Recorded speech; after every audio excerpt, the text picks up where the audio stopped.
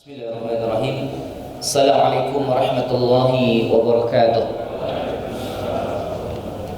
Alhamdulillah rabbil alamin, wassalatu wassalamu ala nabiyyina Muhammadin wa ala alihi wa ashabihi wa man tabi'ahum bi ihsan ila yaumiddin. Wa ba'd.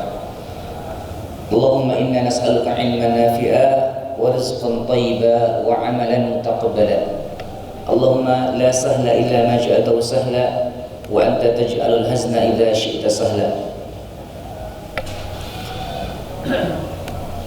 Para jemaah sekalian, jazakumullah. Sanabda kalimana bi qiraatil basmalah. Kita buka dengan basmalah. Bismillahirrahmanirrahim. Para jemaah sekalian, jazakumullah. Pertama tentu kita menjadikan puji alhamdulillah rabbil alamin kepada Allah Azza wa Jalla atas kebesaran keagungan yang Allah miliki. Salawat dan salam juga tercurahkan semoga kepada Rasulullah Nabi Muhammad sallallahu alaihi wasallam wa ala alihi wa ashabihi wa man tabi'ahum bi ihsan ila yaumiddin. Para jemaah sekalian sama Allah, tema kita insyaallah pagi ini kita akan membahas terkait mengobati anak-anak nakal, tanda petik gitu ya.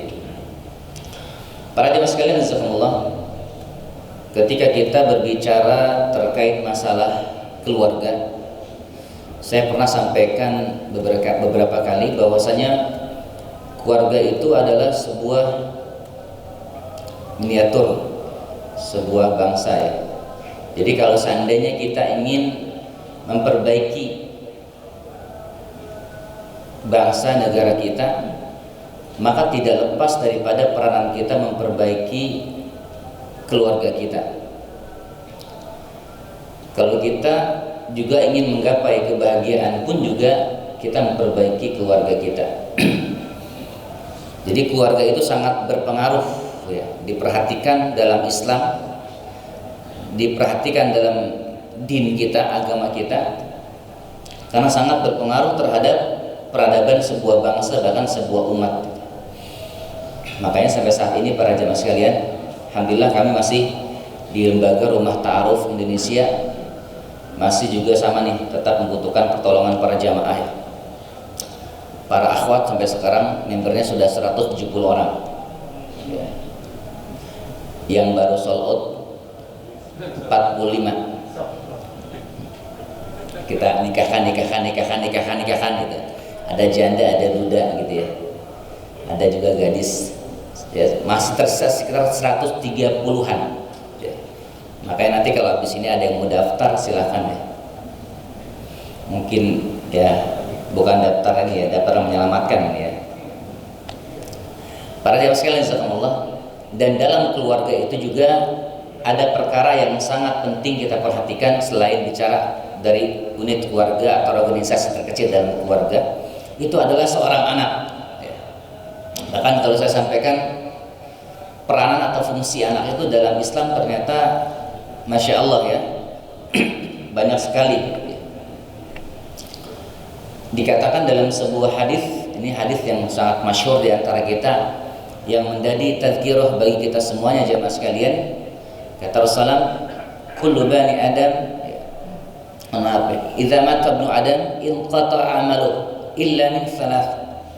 Setiap di antara manusia itu apabila telah wafat, maka semua ya, amal-amal soleh kita itu inqata'a amalu, terputus. Dan ada 3 perkara di mana amal ini tetap insya Allah mengalir. Salah satunya adalah sedekah jariyah ya, bagi jamaah-jamaah yang alhamdulillah memiliki harta, diinvestasikan untuk pembangunan rumah Allah, masjid kita terutama ini Al-Hidayah yang alhamdulillah nih masih tahap pembangunan. Ini pun insya Allah menjadi sedekah jariyah, harta yang insya Allah bisa menemani kita walaupun kita telah diwafatkan oleh Allah Azza wa Jalla. Makanya jangan harus semangat ya, jangan menyerah. Ada harta-harta kita yang banyak, kita limpahkan untuk infak jalan Allah, termasuk membangun masjid. Kemudian yang kedua adalah ilmu yuntafa'u bih, ilmu yang bermanfaat. Dan yang ketiga, walidun salih yad'ulah, adalah anak-anak yang salih ya, yang mendoakan orang tuanya. Jadi anak itu merupakan investasi. Bahkan banyak jamaah sekalian dalam proses pendampingan keluarga, dalam keseharian saya visit keliling beberapa tempat, bahkan ke beberapa daerah gitu ya. Sampai ada orang yang rela membayar berapapun untuk mendapatkan keturunan gitu. Bahkan sampai ada yang sudah 300 juta, 1 miliar dia berjuang, berkorban dengan hartanya, pun belum juga Allah karuniakan anak. Sehingga di antara kita yang dikaruniakan oleh Allah Subhanahu wa taala keturunan berupa anak, itu adalah sebuah nikmat yang perlu kita syukuri. Hanya nanti anak kita ini menjadi apa? Apakah betul yang dikatakan Rasulullah adalah sebagai investasi atau kebaikan atau anugerah, atau anak yang dikatakan oleh Allah Subhanahu wa taala menjadi tazkirah bagi kita adalah anak itu sebagai aduwwal lakum. Dalam surah apa tuh Ustaz Syafi'i? Atau Ghubun ya, ayat 14. Ya Allah Subhanahu wa taala mengatakan, ya ayyuhalladzina amanu, wahai orang-orang yang beriman. Allah berikan peringatan kepada kita yang beriman kepada Allah Subhanahu wa taala. Ternyata apa? Inna min azwajikum wa auladikum aduwwal lakum fahdharuhum. Ada ya di antara kita yang rajin sholat, rajin ibadah, mengaku beriman kepada Allah, namun ternyata punya pasangan jadi musuh, punya anak jadi musuh bagi mereka. Kita bina, kita tarbiyah, kita didik baik-baik, namun ternyata anak itu justru malah mencelakakan orang tuanya. Begitu banyak di antara kita yang demikian, para jemaah sekalian. Harusnya anak menjadi investasi bagi kita, ladang amal, kebaikan bagi orang tua, namun ternyata apa? Anak-anak kita itu menjadi aduwwal lakum. Makanya kalau kita punya anak nih, bagaimana agar anak kita tidak menjadi aduwwal lakum? Sampai Allah mengatakan fahdharuhum, waspada ya, hati-hati. Kalau punya anak itu betul-betul dibina betul ya. Banyak jemaah sekalian. Bahkan saya banyak mendampingi para jemaah sekalian, ada anak-anaknya itu di pesantren-pesantren Al-Qur'an, kemudian di sekolah-sekolah Islam. Apakah Islam terpadu, apakah Islam plus atau apalah begitu ya. Yang adalah sekolah Islam. Tapi ternyata ya outputnya atau outcome-nya, hasilnya anaknya tidak juga memuaskan. Bahkan orang tuanya banyak mengeluh kepada saya. Ini di mana nih kesalahannya? Apakah sekolah Islamnya tadi ya? Apakah kira-kira pesantren tadi Al-Qur'annya? Padahal ternyata harusnya anak-anak yang ditarbiyah, dididik di sekolah-sekolah Islam itu menjadi anak-anak yang berkualitas gitu ya. Syakhsiyah Islamiyahnya, kepribadiannya itu membanggakan orang tuanya. Tapi ternyata tidak demikian. Di mana keliruannya? Inilah yang kita insyaallah akan bahas pada jemaah sekalian insyaallah. Ternyata ya ada juga ya anak-anak yang di sekolah-sekolah biasa saja, namun ternyata lebih bagus kepribadiannya dibandingkan anak-anak yang pesantren. Nah, ini ada apa gitu ya? Bisa jadi seperti itu. Para jemaah sekalian jazakumullah. Bahkan kalau kita melihat di dalam surah Al-Furqan ya 74, ini saya sampaikan berulang-ulang kepada para jamaah, khusus para ayah ya, para suami, para orang tua, jangan pernah lepaskan, tinggalkan doa ini jamaah. Surah Al-Furqan 74. Apa ini Ustaz? Ini saya bilang pelet juga Pak. Kalau ada bapak yang pengen pelet ya, supaya rumah tangga itu apa? Qurrata a'yun. Jadi isi itu kalau dilihat sedep gitu ya, enak gitu ya. Anak-anak juga begitu. Dan ternyata kalau kita melihat ayat ini plus menjadi doa kita, Rabbana hab lana min azwajina wa dzurriyyatina qurrata a'yun waj'alna lil muttaqina imama. Jadi kalau kita punya anak itu bukan sekedar ya punya anak ada keturunan dia mas sekalian. Tapi bagaimana anak kita itu menjadi apa? Pewaris dakwah. Bahkan menjadi waj'alna lil muttaqina imama. Pemimpin bagi orang-orang yang bertakwa. Kalau saudara punya anak, ya mohon maaf ya, binatang pun juga punya anak, punya keturunan. Apa bedanya dengan binatang? Kita harus beda sebagai khalifatu fil ardh yang Allah anugerahkan. Makanya ini doa ini jemaah sekalian Al-Furqan ya 74 jangan sampai ditinggalkan. Termasuk yang saya sering syiarkan itu adalah surah As-Saffat ayat 100. Rabbi habli minas salihin. Itu didawakan juga, Bro. Anak sebagai penyejuk hati, anak sebagai ya jariyah amal kita, insya Allah ketika anak-anak yang soleh, penerus dakwah. Tapi ternyata anak juga bisa menjadi apa? Bisa menjadi musuh bagi orang tuanya. Ini yang perlu kita waspadai. Banyak jamaah, mungkin jamaah lah bisa merasakan di sini, apalagi yang lebih usianya sudah asam garam gitu ya, sangat merasakan itu bagaimana anak itu luar biasa menjadi ujian. Makanya kata Allah Subhanahu wa taala, anak itu menjadi apa? Fitnah bagi orang tuanya. Kita itu apa? Ujian. Bisa dia kalau ditarbiyah dengan benar, dengan baik, maka insya Allah menjadi amal soleh kita juga, atau sebaliknya bisa menjadi juga kedurhakaan bagi kita. Dan yang paling penting terutama para seorang ayah, anak itu adalah apa? Amanah. Amanah. Ya. Kullukum ra'in wa kullukum mas'ulun an ra'iyati. Berapa banyak Bapak-bapak Ibu sekalian, saya mendampingi sampai ada anak yang mengatakan mohon maaf ya kepada orang tuanya begini. Ketika kita diskusi ya, sedang menangani konflik mereka sebagai aktivitas saya gitu ya, konsultan keluarga, itu ada yang mengatakan, Ustadz, saya itu kalau di rumah nggak ada ayah, hati itu tenang gitu, tentram. Tapi kalau ada ayah, hati saya sempit. Coba, kita bisa bayangkan kalau ada anak mengatakan begitu. Bahkan ada anak ini di pesantren Islam Pak, yang saya sedih juga prihatin. Ini bukan pesantren yang salah Pak, ada nanti kita bahas itu. Dia mengatakan anak begini, saya tidak ada dendam kepada siapapun, kata anak, kecuali kepada dua orang setan. Siapa itu? Abi saya dan umi saya. Astagfirullahaladzim. Ini kejadian nyata Pak, dari klien saya. Apa yang salah gitu ya? Kalau saya tanya sama jamaah, sepakat nggak Pak kalau anak-anak itu dibilang nakal? Hah? Kalau saya selalu kurang sepakat itu ya. Karena saya kasih tanda petik dari tema nakal. Kenapa? Karena anak-anak kan fitrah kan, dilahirkan dalam keadaan tauhid kan, membawa nilai-nilai kebenaran, bukan kosong juga artinya. Jadi anak itu sebenarnya membawa nilai-nilai tauhid, nilai-nilai kebenaran fitrah itu. Maka orang tuanya nanti membuat kacau atau balau. Mau jadi dibawa kemana tuh anak?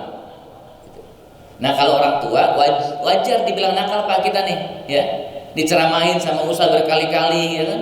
Ibu-ibu juga begitu. Kadang-kadang nggak dengar-dengar juga, terutama para bapak nih, dibilangnya berkali-kali, nggak boleh marah gitu ya, nggak boleh ngutuk, tetap aja marah, tetap aja ngutuk anak-anak. Namanya bapak apa tuh Pak? Bapak nakal. Kalau gitu sepakat tuh Pak, ya. Kalau ada nakal insya Allah nggak ada sebetulnya, karena cerminan turunan daripada orang tuanya. Bahkan jemaah sekalian, ini ada tahdzir ya, mau'izah dari Allah Subhanahu wa taala. A'udzubillahi minasyaitonir rajim. Wal yakhshal ladzina law taraku min khalfihim dzurriyyatan dhi'afa khafu 'alaihim falyattaqullaha wal yaqulu qawlan sadida. Kata Allah Subhanahu wa taala, surah An-Nisa ayat 9. Para orang tua ini, buat kita semuanya, buat saya ya. Saya pun anak masih tetap ini Pak, belajar ya. Saya putra baru 2 ya, putrinya 3, jadi baru 5 sekarang. Tasyafi berapa Ustaz? Hah? Istrinya 2. Oh anaknya 2. Insya Allah ya. Nanti bisa bantu-bantu rumah taruh saja boleh tuh ya. Apa kata Allah Subhanahu wa taala? Dan hendaklah takut kepada Allah orang-orang yang sekiranya mereka meninggalkan keturunan dzurriyyah di'afa, lemah. Lemah apa Pak? Lemah kesejahteraannya, lemah ekonominya, lemah intelektualnya, lemah akidahnya, lemah attitude syakhsiyah kepribadiannya, semuanya serba lemah. Kata Allah apa? Wal yakhshal ladzina law taraku min khalfihim. Kalau di belakang kita punya anak-anak kita bertanggung jawab Pak. Dan takutlah kita kepada Allah, kata Allah. Kenapa? Karena kita adalah mas'ul, ya, mas'uliyah.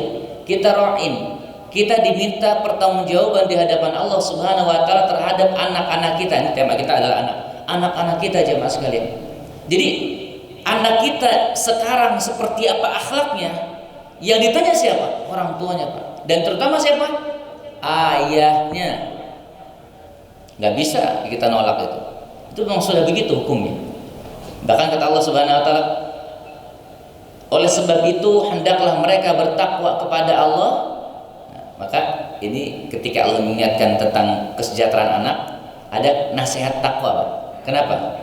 Ternyata takwa itu adalah bekal terbaik dalam keluarga kita. Bahkan bekal takwa itu adalah yang bisa membuat anak-anak kita menjadi saleh, solehah insyaallah.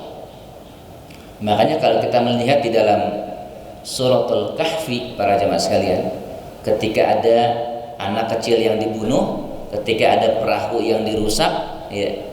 Tapi ada juga ketika Nabi Allah Musa dan Khidir itu ketika sedang mau singgah ke sebuah qaryah, desa, kemudian ditolak gitu ya, tidak diterima.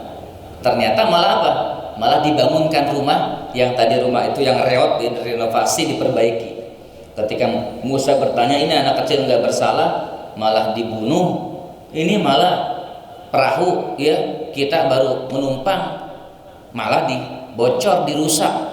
Ini kok kenapa kita mau numpang di penduduk desa, kita mau singgah, mau mabit, nggak boleh, malah justru bukan dihancurkan kaum desanya, tapi ternyata malah apa?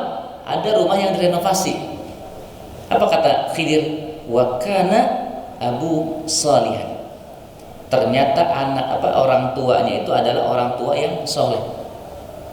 Makanya kalau kita membahas tafsir surat Al-Kahfi ayat 82 ini, kita akan mendapatkan perkataan-perkataan para ulama yang indah sekali. Apa para jemaah sekalian? Ternyata kesolehan orang tua itu memberikan asar dampak kepada anak-anaknya. Yakin, Pak. Jadi salah satu memperbaiki anak-anak kita supaya anak-anak kita menjadi anak yang soleh adalah bapaknya juga harus soleh. Soleh bukan sekedar nama ya Pak Soleh ya, sifatnya, karakternya, ya, pribadiannya, bukan hanya soleh, namanya saja. Ini surat An-Nisa, tahdzir, peringatan bagi orang tua agar kita takut, Pak. Ya. Saya juga prihatin, Pak. Itu ketika saya menginterview muda-mudi, Pak. Kita tuh kalau mau menjodohkan, Bapak Ibu sekalian, ini kalau kita mau menjodohkan, itu kita interview dulu, Pak. Enggak santong, dapat jodoh. Enggak, kita interview dulu, kita seleksi dulu. Dan itu jemaah sekalian, kalau kita menginterview di rata-rata usia 21 paling muda lah gitu ya, sampai usia 50 kita interview, itu masih ada jemaah yang tidak bisa baca Al-Quran, yang tidak tahu huruf hijaiyah. Kalau dia seorang akhwat, masih kemungkinan bisa diajarkan suaminya. Lah kalau dia suaminya, calon suami, ikhwan, tamat S1, perguruan tinggi negeri terkenal, tapi nggak bisa baca Quran. Kira-kira yang ditanya siapa nanti? Pasti peranan orang tua, Pak. Ini Bapak ente kemana aja selama ini? Bapak saya ini Ustaz sibuk dakwah. Ada Pak begitu? Sibuk dakwah, anak nggak diurusin. Sampai ada seorang akhwat yang konsultasi kepada saya pikir konsultasi mau apa? Dia cuma menyampaikan, saya sedih Ustaz dengan ayah saya, dengan abi saya. Kenapa? Kenapa ukhti? Saya bilang, kenapa teh? Bapak saya itu aktivis dakwah, tapi kita semua anak-anaknya, ya sampai cerita tuh ya luar biasa itu, sampai menangis ya beliau menyampaikan, kita ini anak-anaknya tidak ada yang sayang dengan beliau.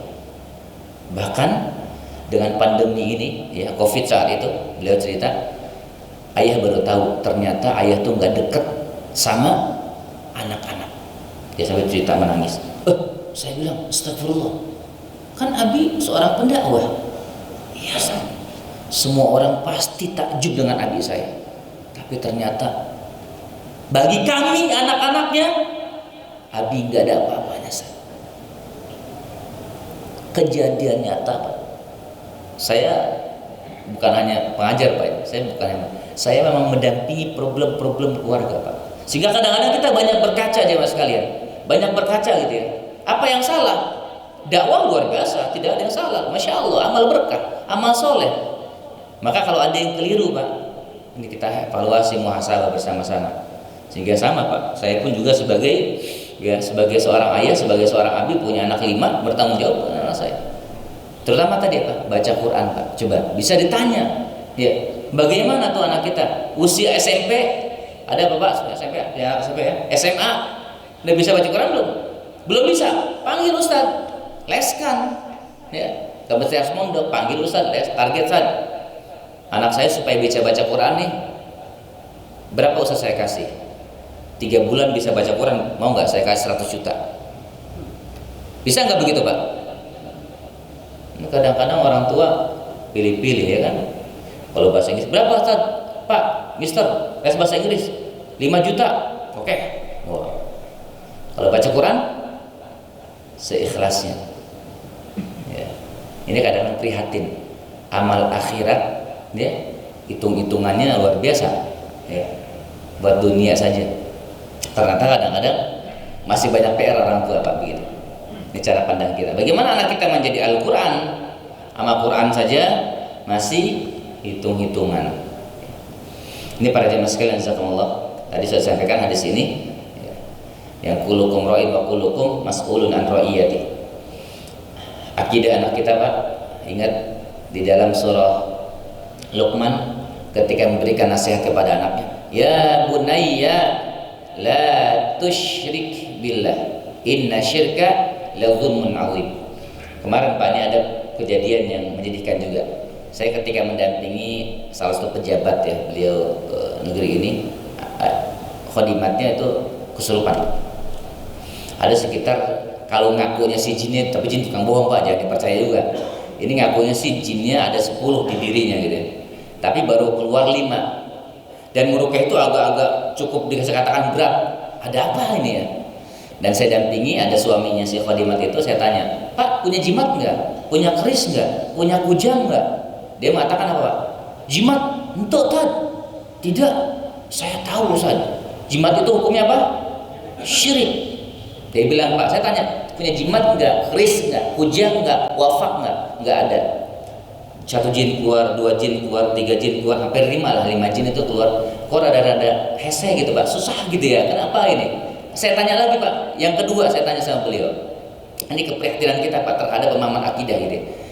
Saya tanya lagi, Pak, mohon maaf, ini meruqyahnya agak-agak unik nih Pak, takutnya ada ganjalan. Jujur ya Pak ya, saya masih agak curiga feeling saya. Bapak punya enggak di dompet itu ada kertas yang ditulis tulisan Arab? Saya bilang begitu. Apa jawab dia? Ada Ustaz. Padahal saya tadi sebelum udah nanya apa Pak? Ada jimat enggak? Ada wafak enggak? Ada kerisnya? Dia bilang apa? Enggak ada. Ya, ternyata saya tanya begitu, deskripsinya sampai ke awam sekali. Ada nggak pada dompet itu tulisan Arab yang ditulis tuh di kertas, terus buat penglaris? Wah ada Ustaz, ada, bentar. Dia ambil sama dia. Saya tepok jidat juga itu. Maksudnya apa sih? Kita belum tahu Pak, jimat itu apa gitu kan, wafak apa gitu ya. Itu kadang-kadang prihatin Pak. Ternyata ya kita ambil, kita bakar ya bintillah qadra masyafa'al. Udah sehat ibu itu ya. Itu para jemaah sekalian. Ini karena PR-PR yang begitu masih banyak ya. Kadang-kadang gitu kan. Ini kayak jemaah-jemaah kita Pak. Ini mohon maaf ya, saya kritisi juga ya. Kita ngaji Masya Allah, taklim kemana-mana ini. Kadang-kadang mau nikahin anak, tanya dulu anaknya, itu calon kamu lahirnya hari apa? Ya. Ini masih ada Pak begitu. Ini di rumah ta'aruf kejadian. Bapak itu nanya itu, kan beliau rajin taklim, umroh berulang-ulang. Iya Ustaz. Bahkan ada ketua DKM yang kami temui, bukan di sini ya, maaf ya, bukan tempat lain. Itu Pak, rumahnya disimpan jimat-jimat Pak, wafak, termasuk apa namanya, paku emas itu. Ini kan bikin sial semua. Ketua DKM, kalau melihat kitabnya, tafsir Fizal Quran, tafsir Ibnu Katsir, wajib deh ini Pak. Sedikit perpustakaan kitab-kitab banyak deh ketua DKM, tapi sudah pensiun sekarang dari DKM. Tapi prihatin Pak, ketika kita masuk ke rumahnya, ternyata bisa dibilang maaf, kacau balau akidahnya. Sangat-sangat sedih. Akidah Bagaimana memperbaiki anak-anak kita sementara orang tuanya masih bermasalah? Sholatnya, kalau sudah akidah bermasalah kan sholatnya percuma. Qurannya apalagi, akhlaknya. Ini para jamaah sekalian, makanya kita harus betul-betul perhatikan, termasuk kesejahteraan, kesehatan. Kalau sekarang ya Pak, ini vaksin anak-anak kita itu kita pedulikan ya. Kemudian kebahagiaan dia dan lain-lain para jamaah sekalian. Ini nasihat yang berulang-ulang buat para ayah. Ayah apa nih Pak? Ayah cemen, ayah dayus, ya, kalau bahasanya itu.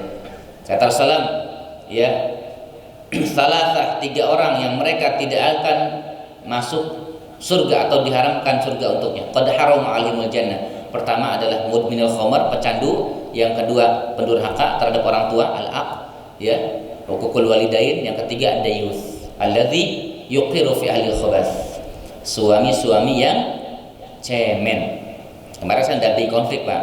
Ada seorang bapak ibu rumah tangga ya. Beliau nikah 13 tahun Pak. Tapi selama 12 tahun tidak memberi nafkah kepada istrinya.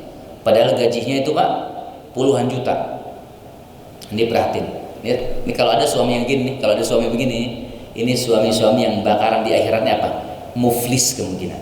Apa muflis? Bangkrut. Kenapa? Karena ada kewajiban menafkahi istrinya, tapi dia tidak nafkahi, maka dia nanti akan dihisab di hadapan Allah Subhanahu wa taala. Ini hati-hati para jemaah sekalian.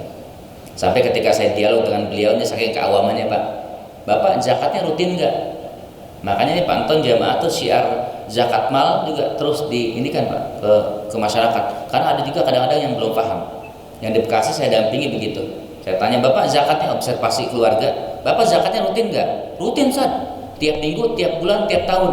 Alhamdulillah tiap tahun. Zakat mal Pak, alhamdulillah tiap tahun. Berapa Pak zakatnya? Itu Ustaz yang per kepala 35.000 katanya.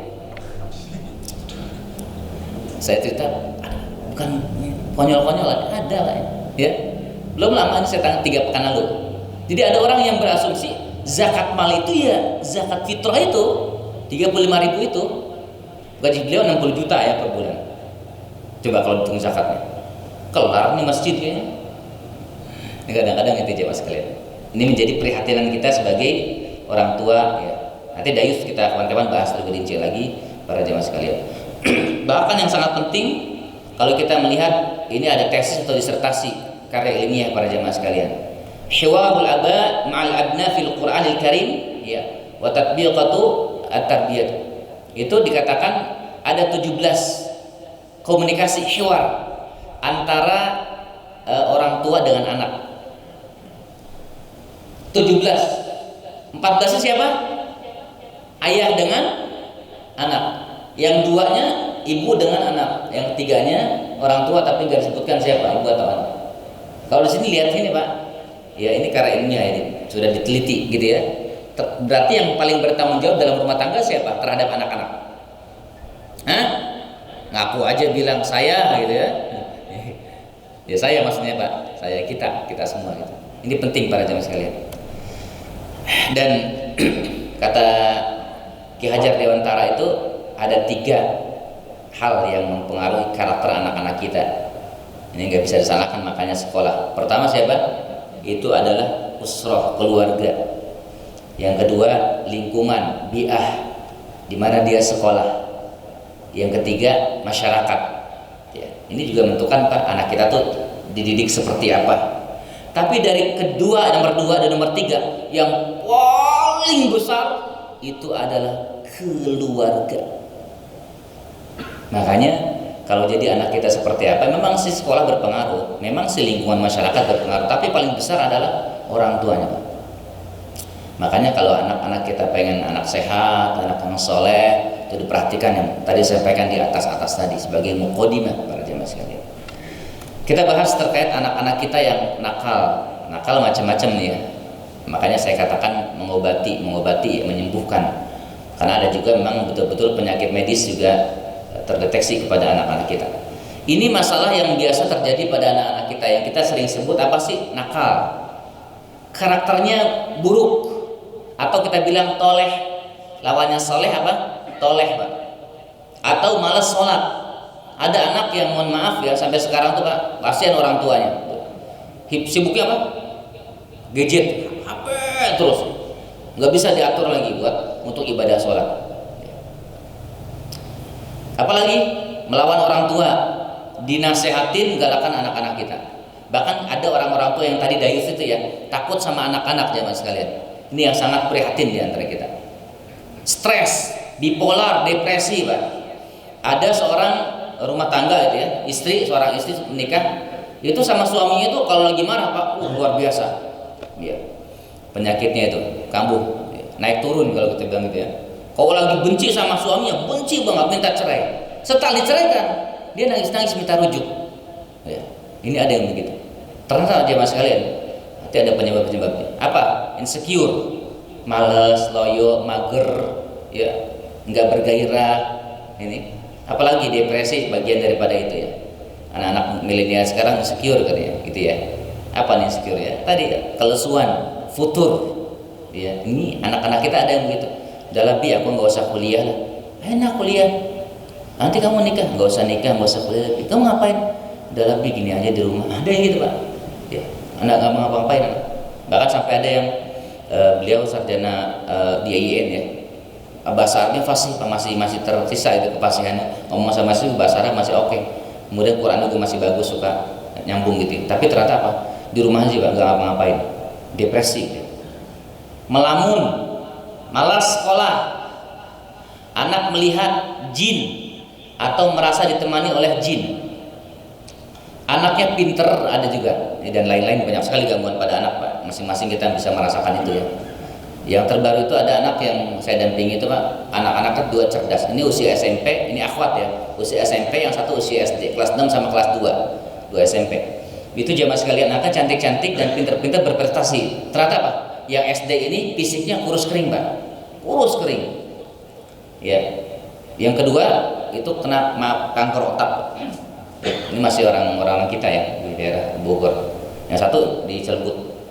Ini perhatiin Pak. Jadi anak-anak kita tuh banyak yang mengalami gangguan-gangguan. Mungkin di sebagian kita Pak, termasuk mohon maaf, mungkin ada yang diuji oleh Allah berupa anak-anak kita autis ya. Mungkin anak-anak kita juga ya, ada yang mungkin kadang-kadang ya tadi ya, pertumbuhan fisiknya juga terhambat gitu. Sering nangis gitu ya, atau lambat bicara atau cacat. Ini berbagai macam problem, gangguan-gangguan anak-anak kita. Ini kira-kira penyebabnya apa jamaah sekalian? Dari pengalaman dan dari beberapa kajian-kajian ayat yang nanti kita diskusikan sama-sama. Kira-kira apa Pak jamaah? Ini yang pertama. Penyebab kemungkinan besar anak-anak kita bermasalah. Satu, sering dapat kalimat kotor atau kutukan oleh orang tuanya. Ini yang sering banyak. Badegong, jurig, ya, kalbun, khinzirun, kirdun, ya, itu yang sering Pak. Jarang tuh Bapak kalau marah ke anak, macan, kambing, jarang. Yang sebut 3 aja. Kalau nggak khinzir, bagong, kalbun, ya, gogok, sama kirdun. Ya, itu aja tuh yang sering. Ini para jamaah sekalian, saya ingatkan kepada para jamaah, terutama jamaah para suami yang punya istri yang bawel, yang sering mengatakan kalimat-kalimat kotor kepada anak-anaknya, diperbaiki sholatnya.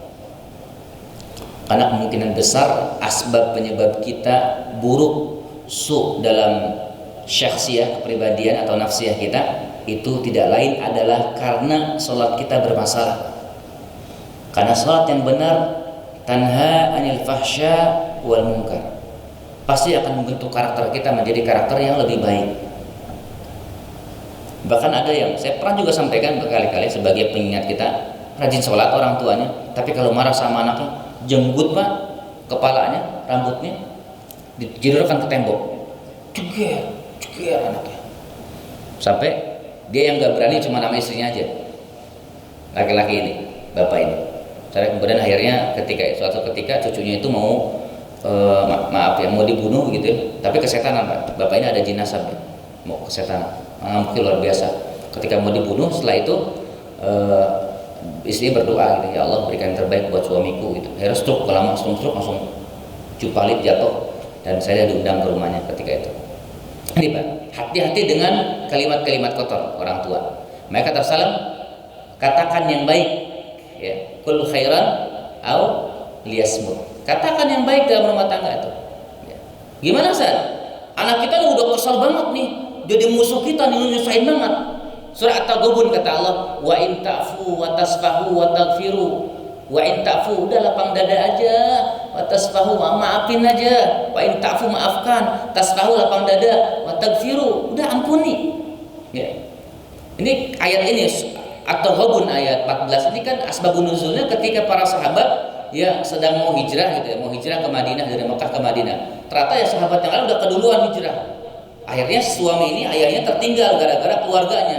Setelah tahu ya hijrah ke sana ke Madinah, ternyata banyak yang sukses dan dia berkata di depan Rasulullah SAW dan para sahabat yang mengatakan, ini gara-gara anak saya, gara-gara istri saya nih saya terhambat hijrah.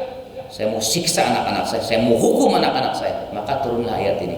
Wa in ta'fu wa tasfahu wa taghfiru. Sebelumnya inna min azwajikum wa auladikum tadi. Ya kalau kamu memaafkan, lapang dada, berdamai dengan pasangan, dengan istri, berdamai dengan anak-anak, udah maafkan, doakan, sentuh, pahami para jemaah sekalian. Makanya kata para ulama, para jemaah sekalian, ini pandangan Ibnu Taimiyah apa Ibnu Qayyim ya. Itu kalau ada anak yang bermasalah, paling besar yang bertanggung jawab kehancurannya adalah siapa? Orang tua atau ayah. Makanya berhati-hati itu. Gimana Ustaz? Ini kan bukan saya yang cerewet, tapi istri saya. Rumah tangga pemimpinnya siapa? Pak, rumah tangga pemimpinnya siapa? Ayah dong, ya kan? Al-Ummu Madrasatul Bait, ibu itu adalah lembaga pendidikan. Ya kan? Jamiah, universitas dalam rumah tangga. Tapi kepala sekolahnya, leadernya wal abu raisuha, orang tua itu ya ayah. Memang istri itu lembaga pendidikan, tapi jangan dipotong di situ. Ya, lembaga pendidikan ada kepala sekolahnya siapa? Ya suami. Visi misi rumah tangga itu ada di tangan suami. Gitu. Mau dibawa kemana rumah tangga? Gitu. Ini dikali-kali Pak saya sampaikan. Makanya bukan sekedar sholat saja kita perbaiki ya. Muamalah pada anak istri perbaiki terus. Sering dapat kalimat kotor. Yang kedua, kurang kasih sayang dari ayah dan ibu. Dalam surah An-Nisa para jemaah sekalian, wa ashiruhunna bil ma'ruf ya. Kita berinteraksi dengan pasangan, dengan keluarga itu dengan ma'ruf. Maka kita Rasulullah dalam sebuah hadis yang dikatakan, khairukum li ahli. Orang terbaik di antara kalian itu siapa? Khairukum, yang paling baik di antara kalian li ahli, terhadap keluarganya. Coba Pak, tanya Pak. Nih, kita pulang nih tanya ke anak, ke istri Pak, seperti apa? Saya kemarin ngisi kajian Pak di Greenland. Temanya ini agar tak seperti layangan putus ya. Ini temanya aneh aja, ibu mintanya ya. Saya isi tema itu Pak. Saya nggak ngerti juga layangan putus apa begitu ya. Saya pikir karena benangnya perlu ganti gitu. Ternyata lagi viral layangan putus ya. Ini jamaah sekali. Saya minta pada gini Pak. Coba ibu-ibu sekarang tulis kebaikan suami, tulis Pak sama ibu-ibu. Udah. Terus yang kedua, coba ibu tulis keburukan suami. Ini untuk ya mengedukasi mereka. Ada kebaikan, ada keburukan. Lama Pak nulisnya Pak. Bener itu. Bu, tadi kebaikan kok cepat sekali, kebaikan suami itu. Coba keburukan suami. Lama Pak tulisnya. Ada yang bingung. Saya bingung. Oh, kenapa Bu bingung? Saking banyaknya keburukan suami katanya. Nah, kan gitu Pak. Saya ya, kita Pak. Kita kan merasa ideal, ya kan? Saya apalagi nangani konflik-konflik keluarga. Wa iyadzubillah, merasa takabur. Jangan sampai kita merasa baik dalam di luar, ngurus rumah tangga orang. Tapi tanya Pak istri kita. Orang yang paling tahu penilaian kita, cermin kita, anak kita dan istri kita. Coba tanya. Mi, gimana akhlak Abi dalam rumah tangga? Kan kata Rasulullah, orang terbaik itu adalah yang paling baik kepada keluarganya. Ada nggak catatan? Ternyata kata istri saya, ada Bi. Catatan Abi nggak banyak sih, cuma 5. Saya bilang, masih ada juga ya. Bapak sekarang cuma 1 katanya. Cuma 1 katanya apa? Katanya Abi pengen nambah isi katanya gitu. Tapi udah ada kurang lah sekarang. Dulu ya Pak, awal-awal nikah apalagi itu banyak Pak. Coba tanya ke anak-anak coba. Kita udah merasa ideal nih sebagai ayah. Nafkah dipenuhi, wah dilesin anak-anak kita. Kita masya Allah umroh berkali-kali, Pak sudah ideal, nggak pernah marah menurut kita. Tanya anak-anak, tanya ya, gimana menurut kalian Abi? Ada nggak yang perlu diperbaiki? Abi, evaluasi Pak, manajemen organisasi terkecil keluarga, evaluasi penting. Anak yang satu bilang pasti beda-beda Pak. Jangan sampai kejadian seperti yang saya sampaikan. Ternyata saya kecewa besar dengan Abi saya, padahal abinya sudah ideal sekali bagi kami itu. Ternyata bagi anak-anak musibah besar. Tanya anak-anak. Nah ini penting Pak. Kurang kasih sayang ya, ajak piknik Pak, ajak jalan-jalan ya kan. Apalagi ya, banyak hal yang kita perlu kerjakan, akhlak kita perbaiki kepada anak-anak kita. Apalagi penyebabnya, biasanya anak-anak itu terkena ain. Nah, ini ain yang berkali-kali. Anak banyak sakit karena ain. Ini sampai sekarang belum habis-habis Pak. Akhirul zaman, fitnah sosial media. Baru lahir bayinya difoto, cekrek. Tahniah, kelahiran putri kami yang ketiga. Baru lahir dia, tiba-tiba bersama perjalanan waktu bayinya cacat. Bersama perjalanan waktu sudah kanker otak lah, apa, pertumbuhannya terhambat lah, fisiknya bermasalah. Anak berprestasi, upload di internet, lupa dibacakan u'idzuka u'idzuki u'idzukum bi kalimatillahi tamah min kulli syaitani wa hamma wa min kulli ainin lama. Ada anak kecil Pak sini Pak? Ada anak kecil nggak? Mana? Ada nggak anak kecil? Maju ke depan sebentar. Nggak ada ya? Nggak ada. Mana sini Dek? Sini Dek. Saya doain sini. Ya sayang. Nggak ada ruqyah, nggak ada doain sini. Sini. Sini. Cepetan. Ayo cepetan. Nggak apa-apa sih. Ini Pak ya, kalau kita punya anak, jangan lupa Pak dibacakan doa ini, karena banyak yang menimpa anak-anak kita. Nih, sini. Nggak apa-apa, aman kok. Bukan ruqyah, bukan. Ini Pak pegang kepalanya boleh atau begini. Ini ke suami juga, ke istri juga boleh kalau ada ibu ya di rumah. Bukan ada gini ya.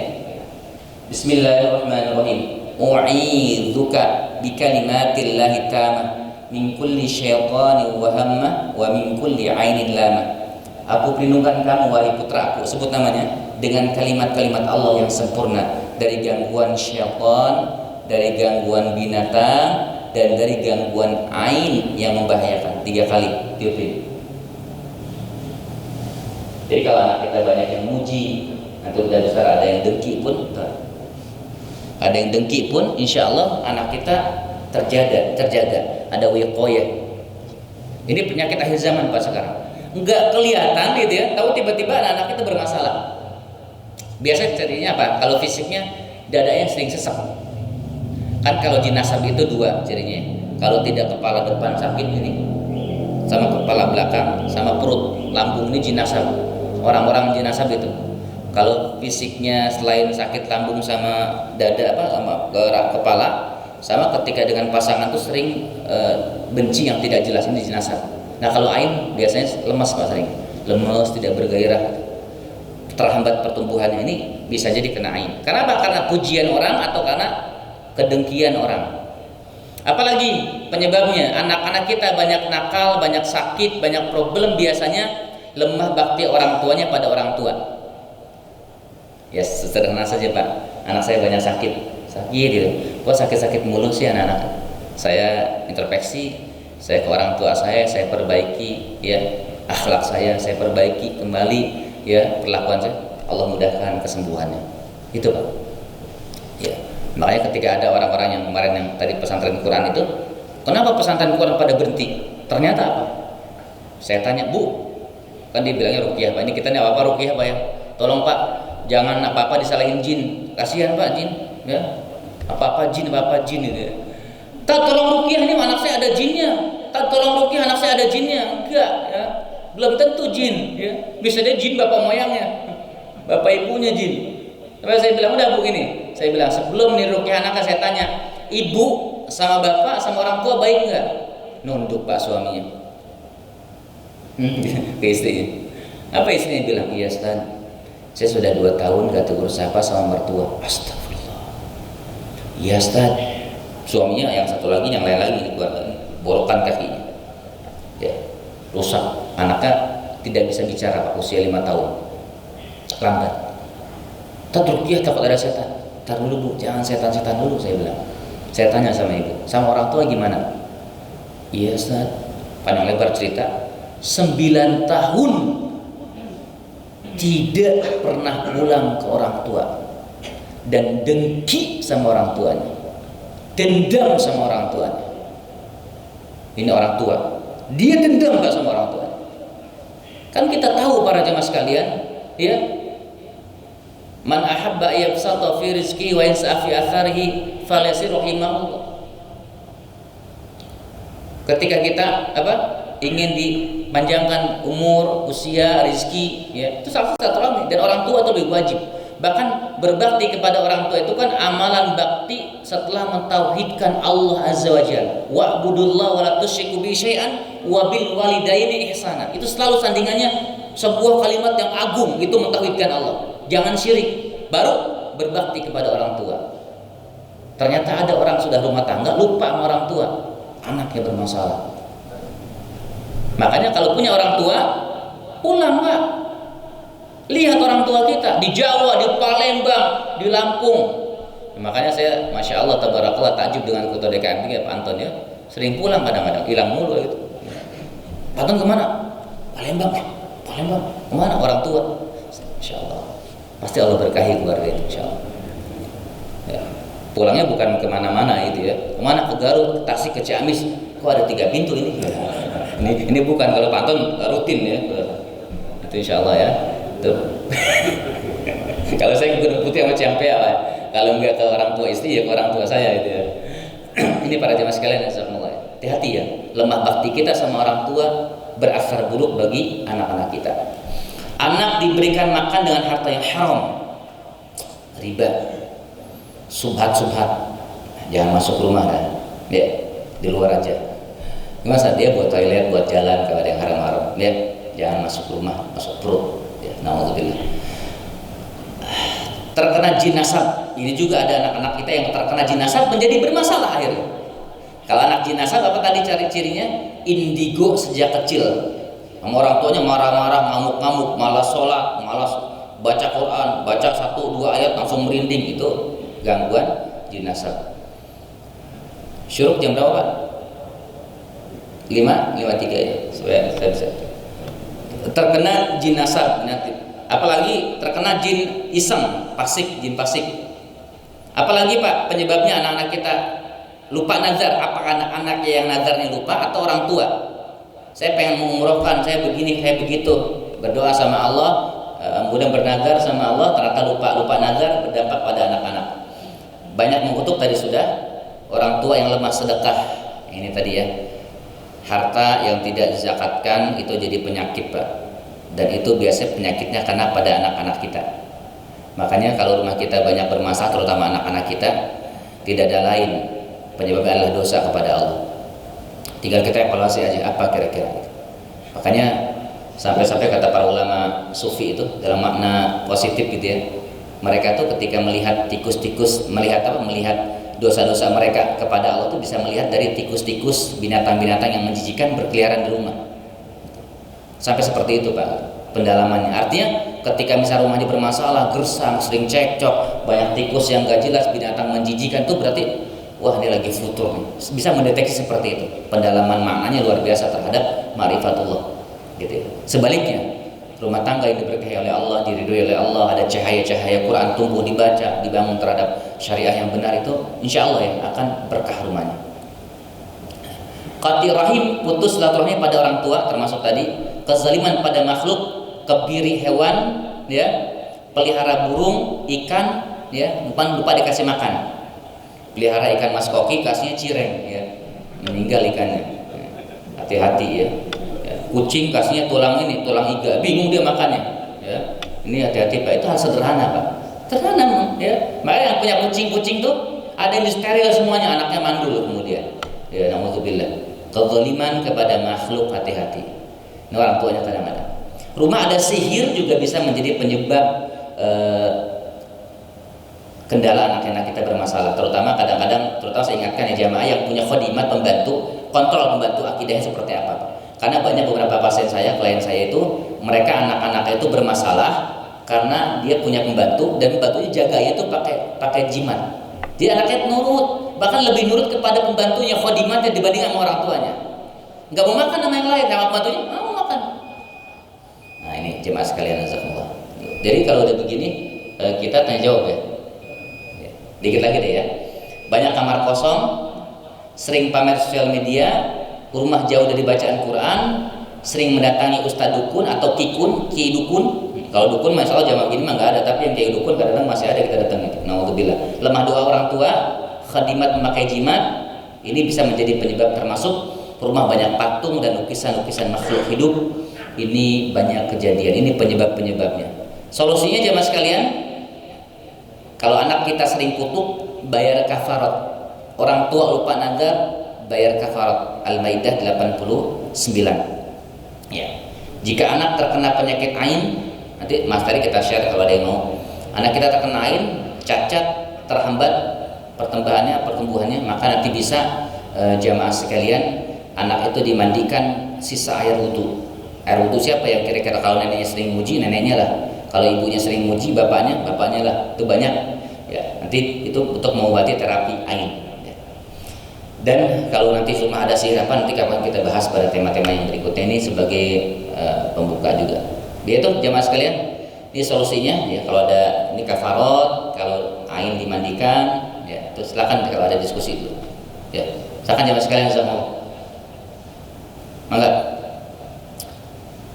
Izin minum ya.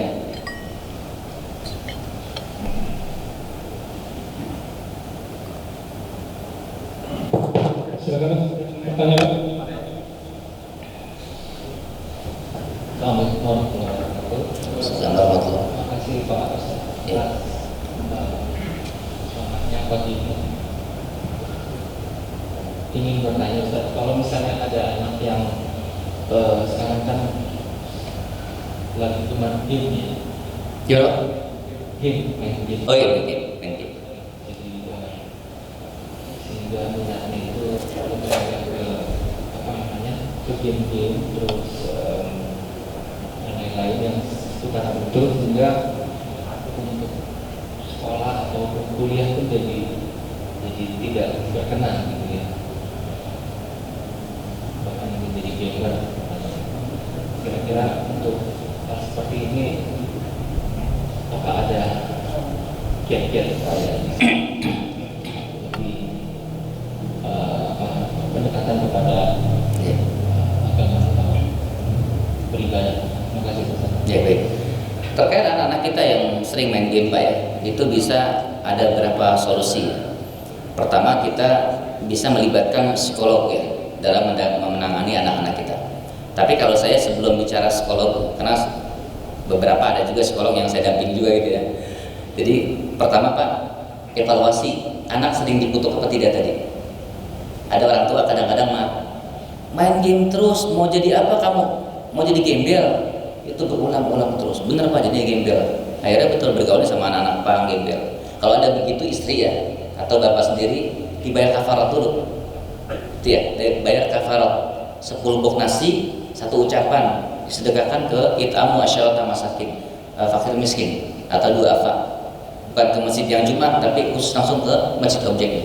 Itu dulu Pak. Jadi cabut sumpah-sumpah kita. Itu yang pertama. Itu yang kedua, doakan ini Pak, doain. Ya. Terus yang ketiga, itu Bapak sering banyak doa ini. Rabbi habli minas sholihin. Jadi penanganan spiritual dulu Pak. Selain juga penanganan secara psikologi, ya kita ajak ngobrol Pak. Jangan sampai ada juga masalah anak tuh sama orang tuanya. Kenapa anak saya dulu waktu saya sempat masih ngajar, kenapa bermasalah? Ternyata dia mengatakan, pusing tak sama Abi itu. Kenapa pusing? Ngajak tuh ke masjid, kajian, bete saya. Ada orang tua kadang kurang memperhatikan kebutuhan anak tadi ya. Apa yang ihsan kalau bahasanya Pak ya. Jadi kalau anak kita tuh butuh apa ya kita penuhi gitu ya. Kita tanya juga. Selain tentunya ya tadi Pak, tetap orang tua tuh menjadi penentu Pak. Sama pengalaman saya gitu juga. Anak saya prestasi belajarnya nomor 2 terakhir. Iya, nomor 2 terakhir. Saya bingung juga nih gimana. saya perbaiki ketakwaan, saya banyak istighfar, hubungan sama orang tua saya perbaiki. Alhamdulillah kalau kalimat-kalimat kotor di kami dijaga gitu ya. Saya perbaiki sama orang tua, saya berdoain terus anak saya sekarang jadi juara kelas. Dan kayaknya kok jauh banget dan termasuk hafalan terbanyak. Itu Masya Allah, tabarakallah. Jadi saya merasakan itu Pak. Dan jamaah-jamaah yang lain juga begitu. Ketika ada anak bermasalah, aduh anak saya, wah udah sampai bingung, pusing Pak. Saya ingatkan hal tadi, doakan, sabar, jangan dikutuk. Karena kita nggak pernah tahu masa depan anak Pak. Yang menurut kita game apa segala macam, jangan ponis macam-macam dulu. Kadang-kadang jadi maaf ya, misalnya dermawan, jadi pengusaha sukses, kita nggak pernah tahu anak-anak kita yang menurut kita kadang-kadang bermasalah gitu ya. Jadi itu Pak, husnuzon sama Allahnya diperkuat dengan memperbaiki kesolehan orang tua. Jadi kuncinya apa? Kesolehan orang tua. Tapi nanti kita observasi dulu, karena setiap keluarga beda-beda. Bisa jadi pengaruh game-nya karena jinasab, bisa juga. Karena uyutnya ada pernah tukang obatin atau keturunan apa gitu ya, Prabu Siliwangi. Ya, cuman yang ke-8 misalnya gitu ya. Bukan yang ke-7 loh ya. Kalau 7 masih kaya, ke-8 gitu ya. Misalnya gitu. Jadi kan bermasalah gitu ya. Nah, ini juga jadi evaluasi. Jadi doain tentang Rabbi habli minas sholihin. Sama Al-Ahqaf ayat 15 juga bagus. Ada 4 ideal doa tuh yang kalau saya sampaikan sering berulang-ulang kepada jamaah dimanapun dalam keluarga tuh 4 doa tuh. Ya, Ibrahim 40, kemudian As-Saffat 100, Al-Furqan 74 sama Al-Ahqaf ayat 15 itu doa itu 4 itu digaungkan terus. Ya. Sama kalau sekali-kali boleh anak-anak dimandikan air hujan. Ya, kalau dia bandel banget, kalau bapak sabar banget nih, gitu ya. Ya, tapi kalau mentok-mentok juga boleh diruqyah. Ya, ruqyah sama saya atau mungkin nanti sama bapak sendiri kita dampingin nanti seperti apa. Ya itu Pak ya. Solusi nanti beda-beda setiap kasus, tapi cobakan doa-doa ini. Insyaallah bermanfaat. Silakan ada lagi Pak.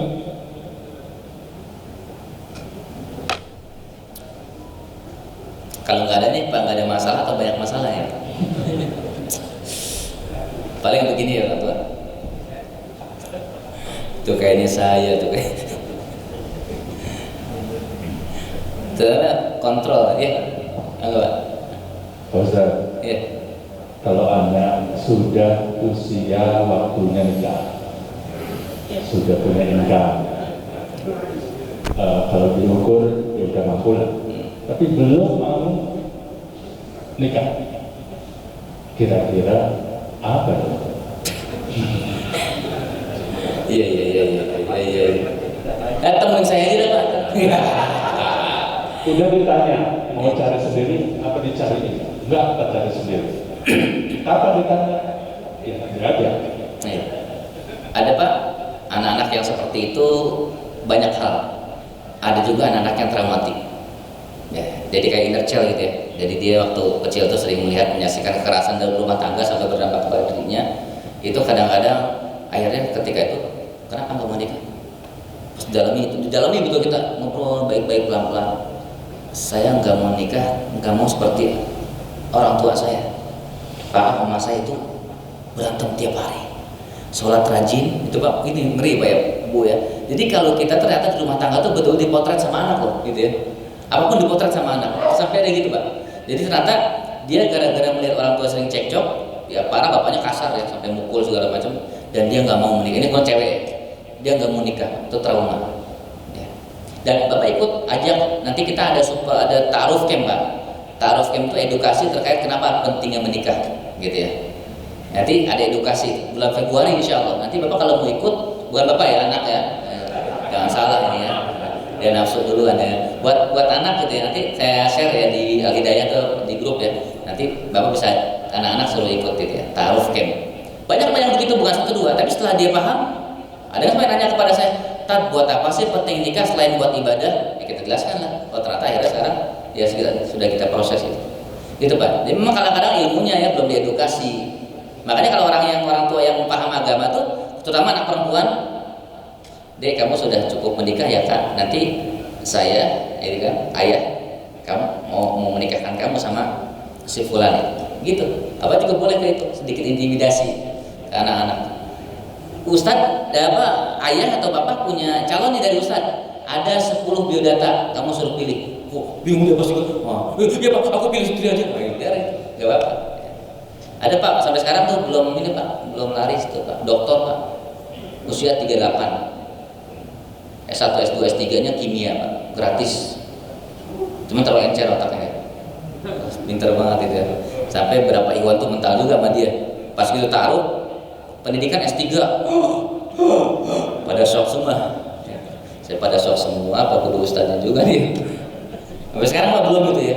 Dan beliau siap di poligami. Ya ada siap di poligami. Cuman ya sama orang yang pas. Sudah 3 kali kita taruhkan belum cocok. Kita bayar tipenya seperti apa penyebabnya. Tuh. Banyak hal sih ya. Makanya nanti kalau Bapak mau tuh gini, ada keluarga kecil kumpul ya, nanti undang ustadz bahas tema tentang urgensi menikah gitu. Jadi ntar dia agak terbuka tuh wacana, oh mindsetnya tentang nikah itu apa gitu. Itu upaya kita apa, dalam maka anfusakum. Jangan sampai ntar kasihkan Pak 30, 35, 40, udah bingung orang tua. Di kemarin Sukabumi Pak, ada 4 anak usianya udah di atas 40 semua, ada yang 50 kan, nggak nikah. Mapan-mapan, PNS, pegawai, manajer, direktur, tapi nggak nikah. Gitu. Tapi kalau dia indikasinya sih kena sihir Pak, yang 4 orang ini. Itu ya banyak penyebab. Nanti kita ini Pak edukasi, kumpulkan Pak istri, anak, kumpul, pastikan datang. Nanti kita jelaskan tentang urgensi menikah atau rumah tangga, itu juga bisa jadi alternatif. Itu Pak ya, Insya Allah.